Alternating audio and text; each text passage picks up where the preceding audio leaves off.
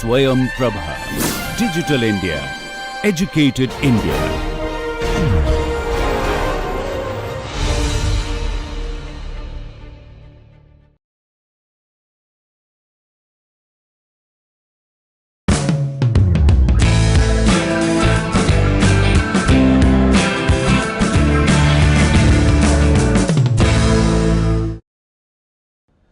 We have been looking at stress intensity factor for variety of geometries, and in the last class we had looked at the problem of collinear cracks evenly spaced in an infinite strip, and I said from an academic point of view it would look like an extension of writing a stress function to a fictitious problem. However, what we saw in the last class was using the solution of this problem we could construct solutions for a CCT specimen, center crack retention specimen, by taking the cuts here, and if you cut it along the y axis and in between this you will be able to get a single edge notched specimen, and if you cut it along the y axis here and also along the y axis here you will get the specimen of double edged crack. And one of the issues which I pointed out to you in the last class was a comparison between a center cracked specimen and a single edge notched specimen.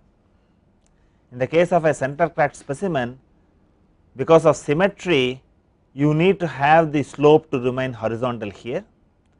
On the other hand, when I cut this there is no restraint on this. In view of this the crack will open up more, and this will also not necessarily be at 0 degrees, the slope will not be at 0 degrees. And what is the implication of this? The implication is you will have a higher value of stress intensity factor in those class of problems, and this is labeled as a back free surface with respect to the crack tip, and you will essentially have a factor of 1.1215. Many times people just use it as 1.12, and this is known as a back free surface correction factor. This kind of a concept you will see, our focus is to graduate from through the thickness cracks to surface cracks, because surface cracks are more realistic. We learn concepts from through the thickness crack, then we carry forward. See, in the last class we had looked at stress intensity factor for the center cracked specimen as well as a single edge notch specimen. Now you have the solution for double edge crack. This is a finite specimen, and here again you have the definition of K1 as sigma root pi a multiplied by the function f1, and you will find several people have given the function f. Bentham and Cotier have given the function f1 as 1 plus 0.122 cos squared pi alpha divided by 2 whole multiplied by square root of 2 by pi alpha tan pi alpha divided by 2, and alpha is defined as 2a by w, and for such an expression the accuracy is put as plus or minus 0.8% for any value of alpha. And one thing you will have to keep in mind, when I go from infinite geometry to finite geometry, like the stress concentration factor increases, stress intensity factor also increases. That is the reason why you have to find out SIF for finite geometries. If it is less than what is there in the infinite geometry, then as an upper bound people will do the calculation and then carry on with it, because the stress intensity factor would increase in a finite geometry. You have to necessarily evaluate this, and as the problem is complex you will have multiple solutions. You have the factor given by Bentham and Coiter. You also have another set of expressions given by Nishitani. The function f1 is little more elaborate, and you find the accuracy has improved from 0.8% to plus or minus 0.5%, and the function f1 is given as 1.122 minus 0.154 alpha plus 0.807 alpha squared minus 1.894 alpha cube plus 2.494 alpha power 4. So, now you are ready. See, way back in the beginning of the course, somewhere around 10 classes, we have taken up a problem of a center crack and a double edged crack, and then we were questioning which crack is more critical. At that time you were not armed with calculation of SIF, so we had only seen an experimental result, and when we did it, what happened? The fracture started at the double edged crack. Now you are having equations. I have also asked you to bring your calculators. I would like you to go back to that problem and then evaluate the value of SIF for a center crack as well as a double edged crack for the situation when the center crack is, I think it is 18 millimeter, and the double edged crack, take the case of 8.5 millimeter. Double edged crack summation is shorter than the center crack. So, this is the problem. I have the center crack, I have double edged crack, and the question is which of the cracks is critical.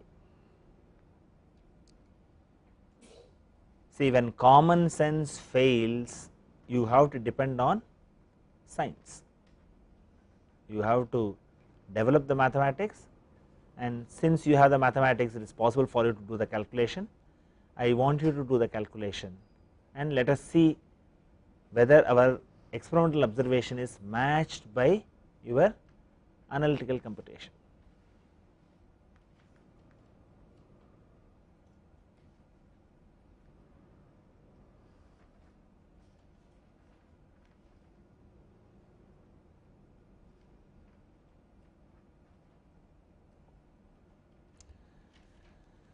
And what way we will do is, we will try to evaluate the parameters for all the formula that we have learnt.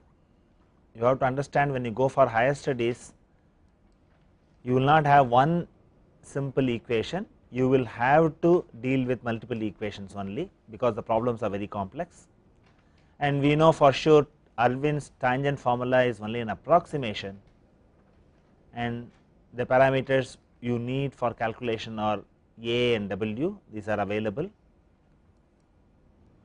and when you substitute the relevant quantities, I can express the stress intensity factor K1 equal to 0.1781 sigma MPa root meter. Now what we will have to see is, what is the way we are going to get the results for other formula and compare it with the double edged crack. Now let me go to the formula by Feddersen, which is a very famous secant formula, and you know that it is nothing but sigma root pi a multiplied by secant pi a by W, and you also know that this is a empirical relationship based on heuristic arguments, and this gives you the value of K1 as 0.183 sigma MPa root meter. So, this gives a value slightly higher than the tangent formula, and we also saw one more formula, that is Tada's formula, that was giving a better accuracy. And what was the result that we were getting it in Tada's formula? Alpha to be taken as 2a by W. So, you have to get that as 0.36, and the formula is like this: sigma root pi a multiplied by 1 minus 0.025 alpha squared plus 0.06 alpha power 4 whole multiplied by secant pi a by w. And when I substitute this, the relevant quantities, I get the result as 0.1678 sigma MPa root meter. So, what you have in the case of central crack, we had 3 formula, each one gave different values only, they are not giving one unique value, and the highest value we got was 0.183, that is from Fedderson's formula. Now, what we will look at is what way the calculation show for a double edged crack. So, in the double edged crack you have A equal to 8.5 millimeter, W equal to 50 millimeter, and you have the expression of Bentham and Coiter seen just recently, and because the length of the crack is different, the value of alpha is 0.34, do not substitute the value as 0.36 which used for the central crack, you have to substitute only the relevant value of alpha, and when I substitute and do the simplification, I get the value of K1 as 0.1875 sigma MPa root meter, which is definitely higher than the highest value we got for the central crack. In this also we saw 2 formula, we saw one more formula by Nishitani, we will also have to look at what way the Nishitani gives the results, then only make a final conclusion. So, the result by Nishitani is like this, you have seen the formula just now, the calculation is little lengthy, I think you could write the final result from my slide and go and verify this calculation in your rooms. And what I get here is K1 equal to 0.1933 sigma MPa root meter. So, what you find is the least value that you have got from the double edge crack is higher than the highest value you have got from the central crack, but they are very close. See, that is the reason some of you have made the specimen very well, you got the fracture occurring at the double edge crack, others who have not given that much precaution for making the crack tip, they had the center crack failing. The story here is the configuration of the crack is also important in deciding the value of SIF. Another knowledge you get is we have to worry about the critical crack for all our discussions. Now, what we will do is we will take up another approach to SIF evaluation using the principle of superposition, and you have to keep in mind principle of superposition is applicable because I am in the domain of linear elastic fracture mechanics.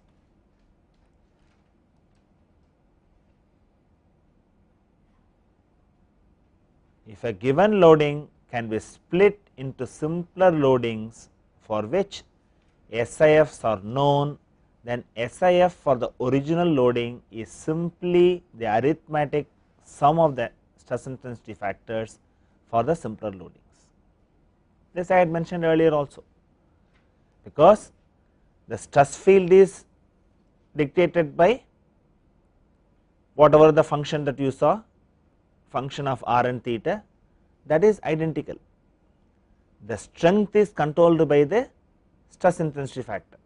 Suppose I have multiple loadings, each one of them gives the same mode 1 type of loading on the crack faces. When the crack faces open up, I could add the stress intensity factors, that is what we are going to do in principle of superposition. Here the challenge is how to reduce the given problem as sum and subtraction of simpler problems, that is where the challenge lies. And as I mentioned, we are able to do this because the stress components in the neighborhood of a crack is a linear sum of the stress components introduced by simplified loadings. That is point number 1. Further, the stress distribution is unaltered only its value is controlled by the magnitude of the stress intensity factors. Because of this, we are in a position to add or subtract, as the case may be, of the stress intensity factors. Mind you, I am looking only at a particular type of loading. If I do mode 1 loading, I can do for mode 1 loading. If I do for mode 2 loading, those things I can add. I cannot add mode 1 and mode 2, that is not permissible. If I do energy approach, energies can be added, that is a different story. So, do not confuse these two.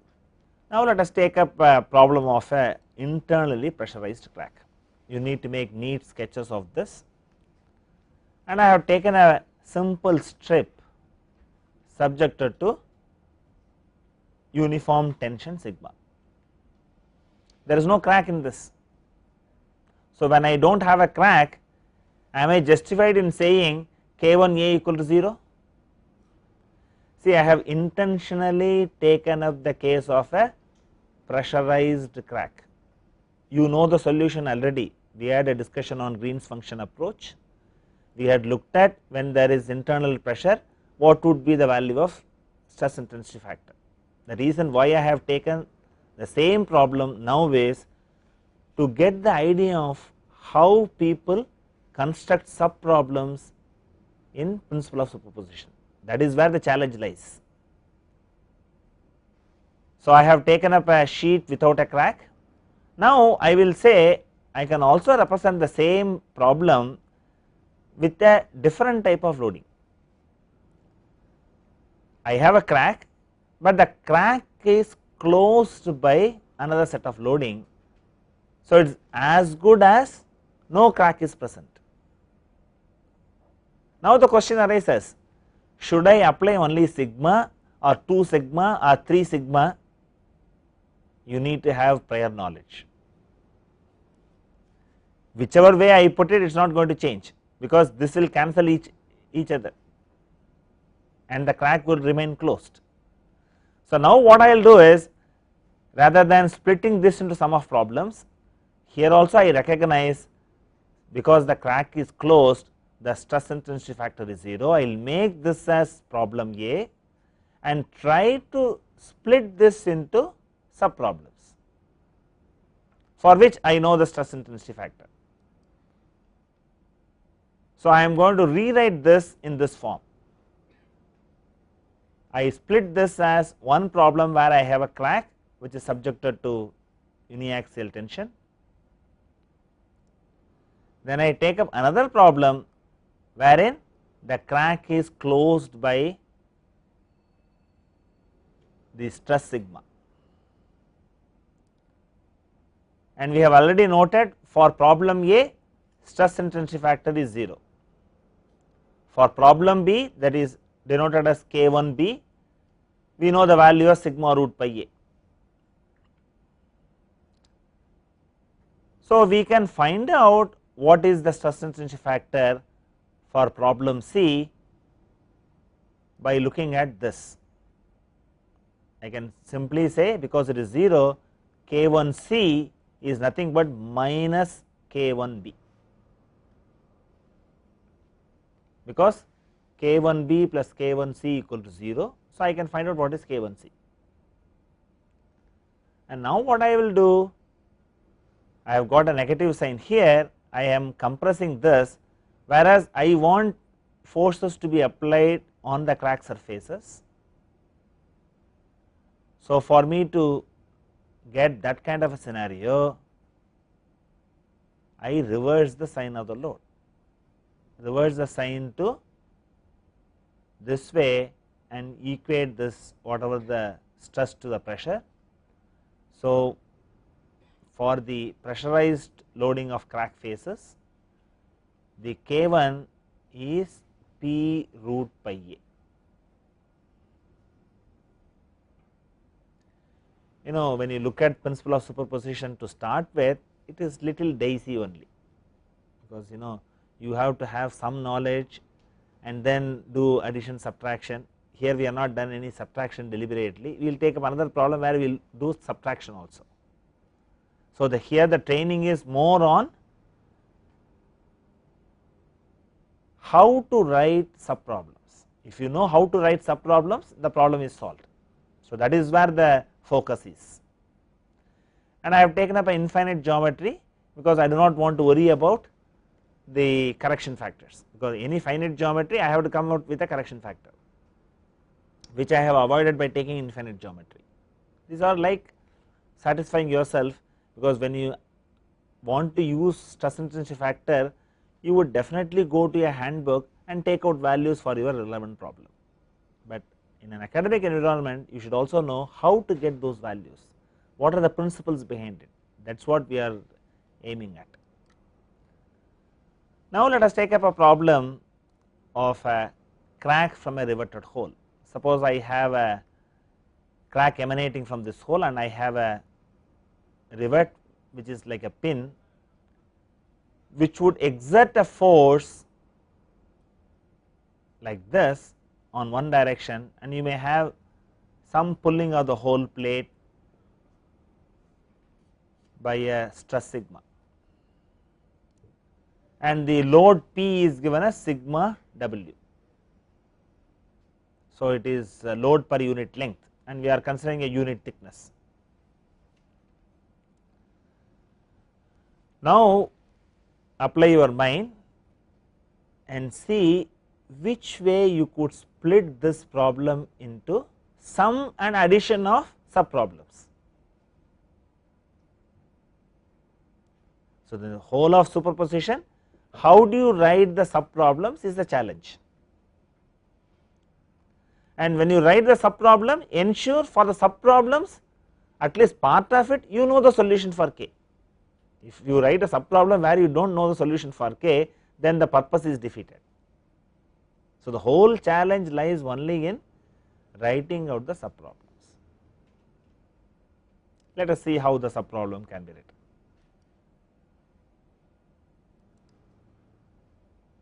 And I would like you to make a sketch of this. So, I take a problem of a crack in a tension strip as one problem.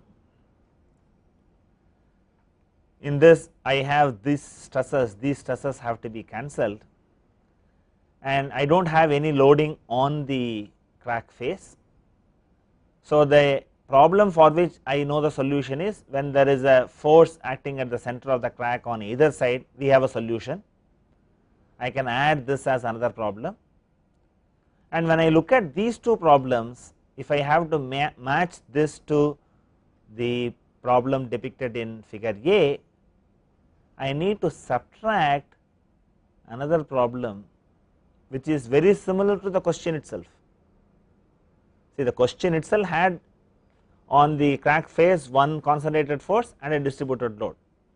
So, that is cleverly put in the right hand side as to subtract, and let us see how to get the stress intensity factor. I could see in some of your some of the students are quite uncomfortable to see this. It will take some time. You will have to try to find out what is the trick behind it. It is not simple, but once you understand this, you can make it simple. That is a way how to look at it, and a very useful approach. So, I have K1 for the situation A is equal to K1B plus K1C minus K1D, and I do not know what is K1D. I can take it similar to this. I know what is K1B and K1C, from which I can find out what is K1A. So, when I do that, my expression turns out to be like this: 1/2 of sigma root pi A plus sigma W divided by root of pi A.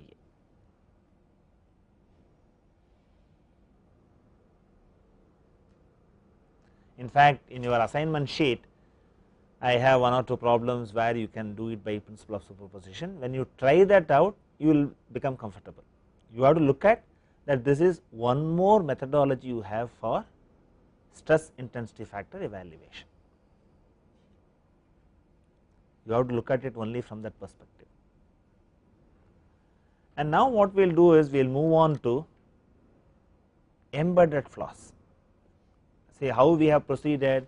We had seen through the thickness cracks. Now we are going for embedded flaw, and if you look at the literature has proceeded in this fashion.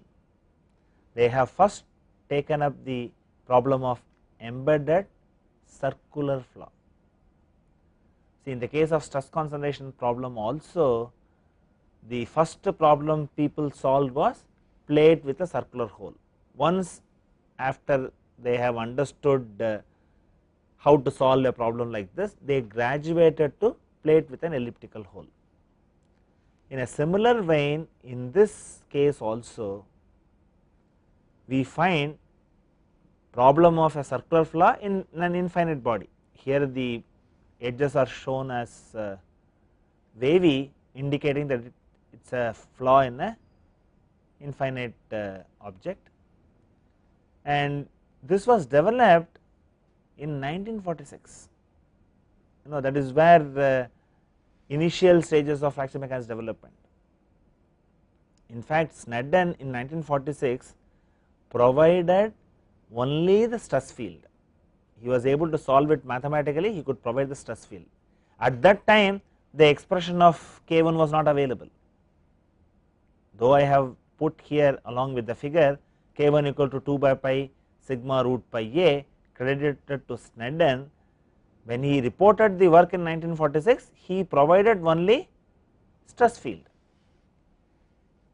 and that is what is summarized here. Snedden in 1946 obtained the exact solution for an embedded circular crack. Little insight to fracture mechanics was gained from the solution. However, some years later the results were re-examined from the LEM point of view, and you have got the result for K1 equal to 2 by pi sigma root pi a. Written in another form, it is 0.64 sigma root pi a. So you will be surprised in the initial development of fracture mechanics, whenever any result is obtained, people have reflected upon on many aspects of it. The moment you look at here, what happens? This is smaller than what is the kind of SIF for a center cracked specimen. An embedded flaw is not as dangerous as a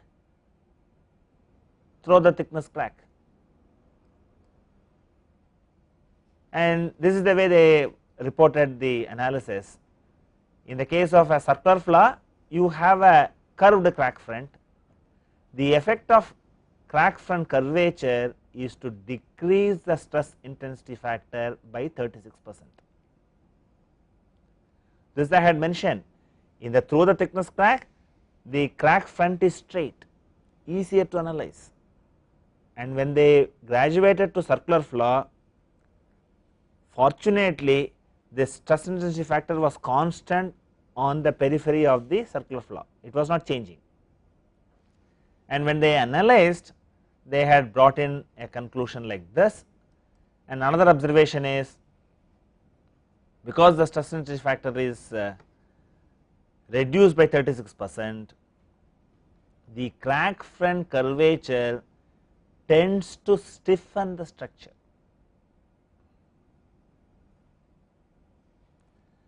And like what I had said, in the case of stress concentration problem, people graduated from circular hole to elliptical hole. Here also we will find they graduate from circular flaw to elliptical flaw, and this was done by Green and Snedden in 1950, and they initially obtained the crack opening displacement for an embedded elliptical crack. What way they have obtained? They have obtained this as V equal to V naught multiplied by 1 minus x squared by a squared minus y squared by c squared whole power half. Please make a sketch of the elliptical flaw, and what do you see strikingly different? See, all along we were defining 2a as the major axis of the ellipse when we were discussing the through the thickness crack. The moment you come to embedded flaw, and we would also graduate to surface flaw, in all those cases the major axis is given a symbol 2c and a minor axis is given as 2a. This is a nomenclature primarily because that is the length of the crack. The length of the crack is taken as a, and the length of the crack definition in through the thickness crack is in one way. In the case of embedded flaw or in the case of surface flaw, a is more relevant, that is why the relevant portion is given as a. So, make that observation and put this sketch, and this is semi major axis is C, semi minor axis is A. And V naught is the separation of the crack faces at the origin. So, initially Snedden obtained only the crack opening displacement. Irwin in 1962 used strain energy arguments to derive an exact expression for the stress intensity factor at any point around the perimeter of the elliptical crack. And the moment you look at the solution, you will find the solution is very complex. It is not simple.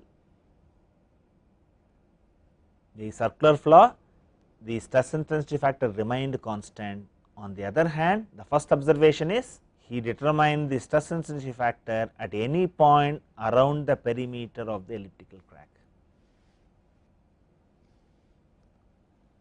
and the stress intensity factor expression is obtained as shown here.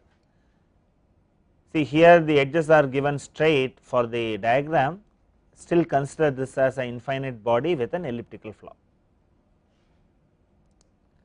and the value of K1 is given as sigma root pi a. That is magical, in all the problems you will see the sigma root pi a, you will see, divided by I2, where I2 is an elliptical integral, we would see what it is,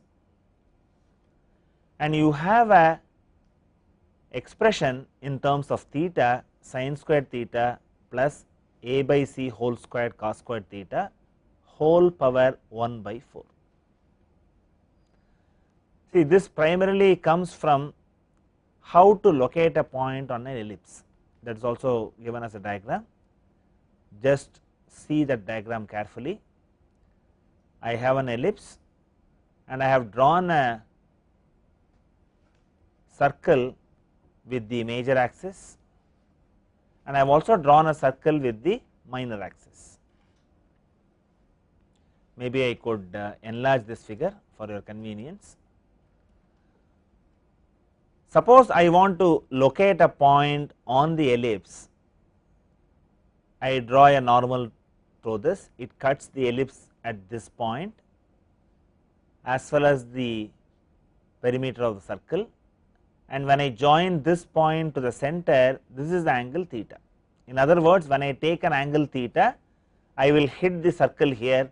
When I drop a normal from that to the x axis, it will cut this point.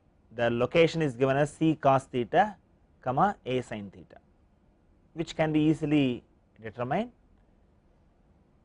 So, it is a parametric representation.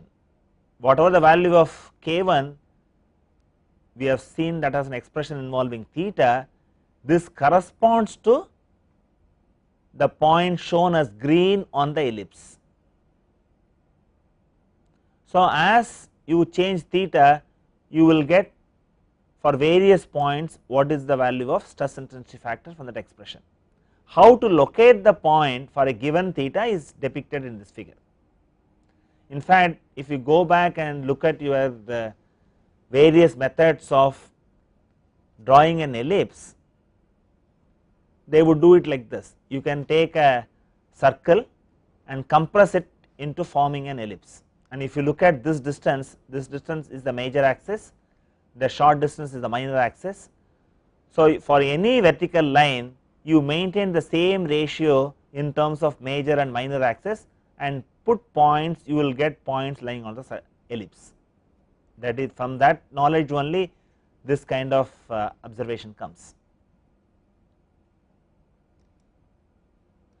And you also have an expression for the elliptical integral, that is given as I2 equal to integral 0 to pi by 2.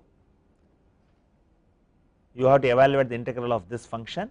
This is 1 minus c squared minus a squared divided by c squared sin squared theta whole power half multiplied by d theta. You have tables available to provide this elliptical integral values, and people also have developed a series solution, take several terms in the series and evaluate. And what you have to keep in mind is, when you have the location as theta, you should know how to locate the point on the ellipse. So, first observation you get this, the stress intensity factor on the elliptical front varies from point to point. And how does this varies?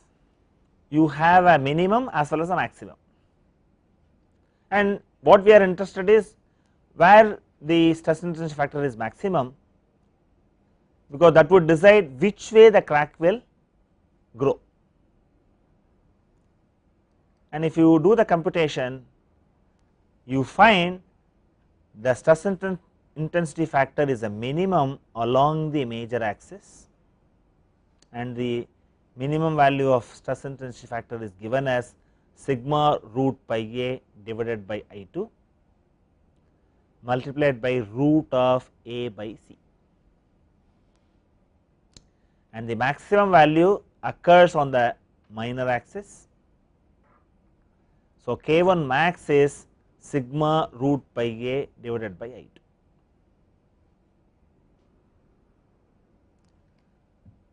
Since you have some knowledge of fracture mechanics now, what will happen to an elliptical flaw? When the loads are increased, at some load it has to propagate, what would happen to an elliptical flaw? Now you have a variation, the stress intensity factor is a minimum on the major axis, it increases, it reaches a maximum at the minor axis and then return back to minimum value, and this is the story that goes on the boundary of the elliptical flaw. When the load is increased, how do you anticipate the elliptical flaw to behave?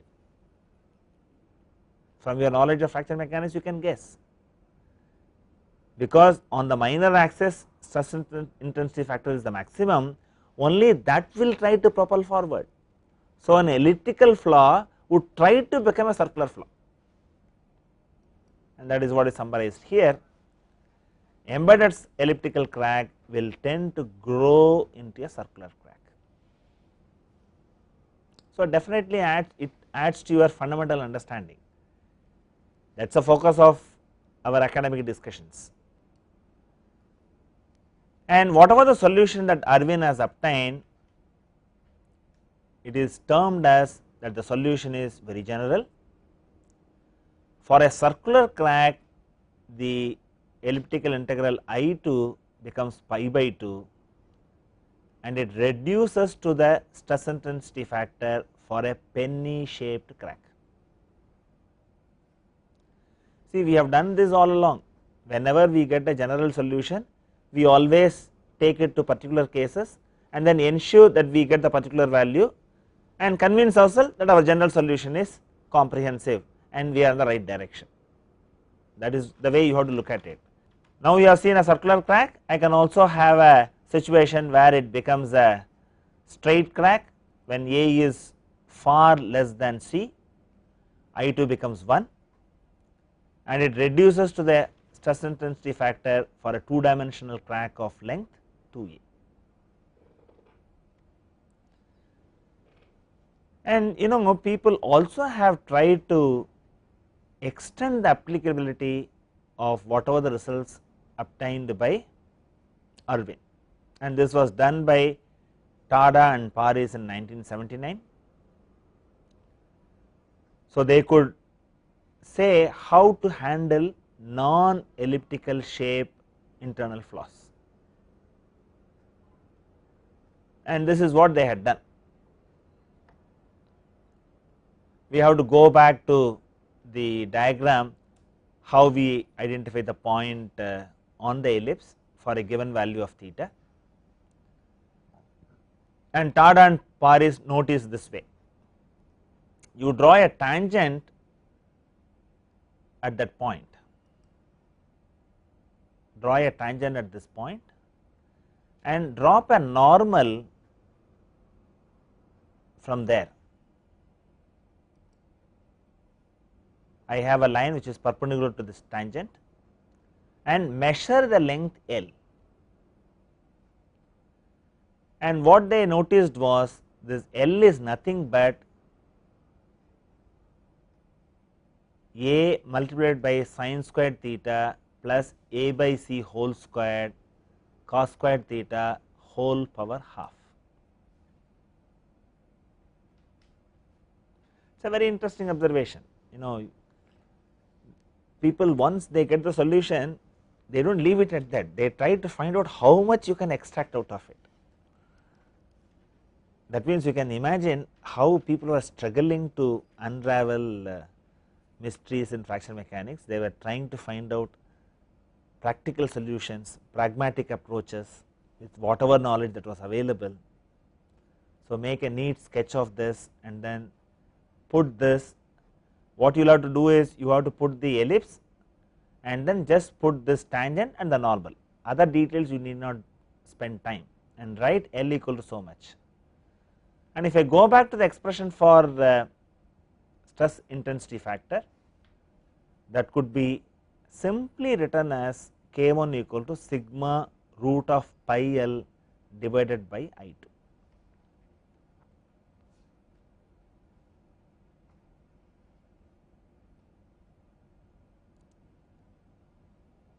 So, for any problem at any point on the internal flaw, if you determine the value of L, you can estimate what is K1.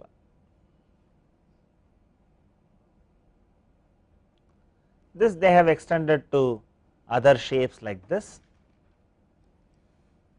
Take time to make a neat sketch. So, you have to measure this length L, and if you have another shape like this, you have to measure at the point where you want to find out the stress intensity factor, drop this normal and then find out the length L, and if you have a smoothly varying type of situation,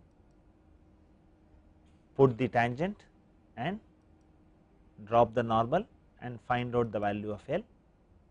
Then stress intensity factor is simply K1 equal to sigma root pi L divided by I2.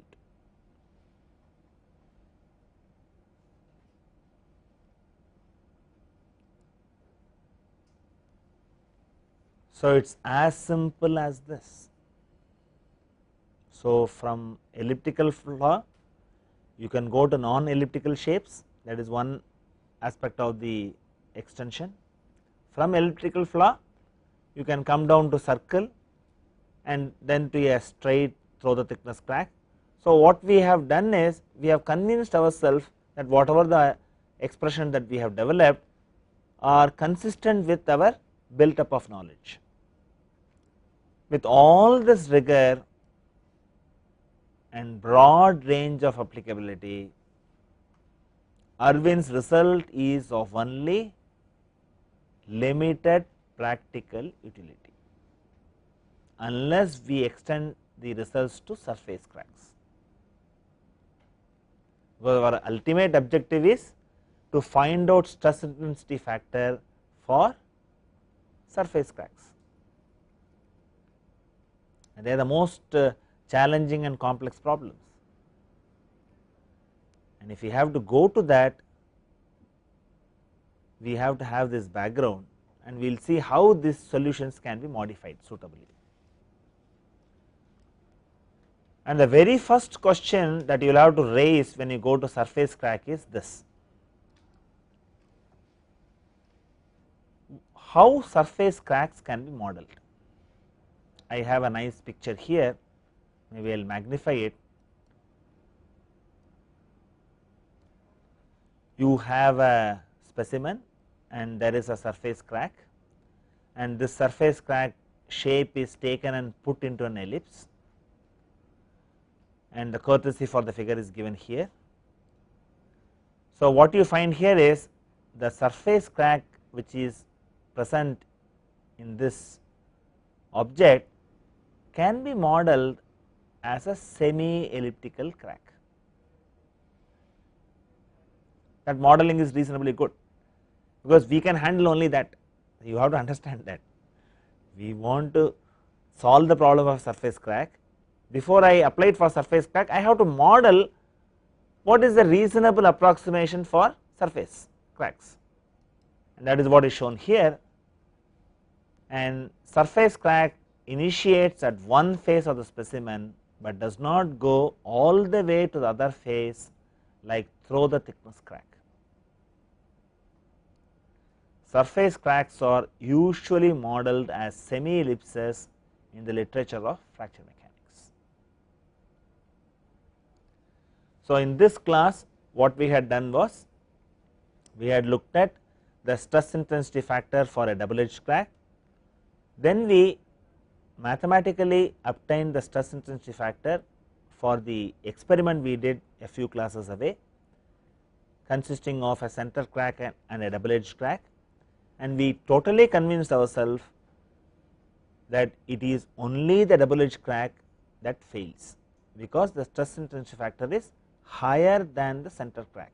So, common sense fails. The sum of the double edged crack length is only 17 millimeter, whereas the center crack length was 18 millimeter. Even though the double edged crack was shorter than that, this precipitated the fracture. Then we moved on to embedded flaws. We looked at stress intensity factor for a circular flaw, then the elliptical flaw, then we said from elliptical flaw we will graduate to surface cracks, and we have also shown surface cracks can be modeled as semi elliptical flaw. Thank you.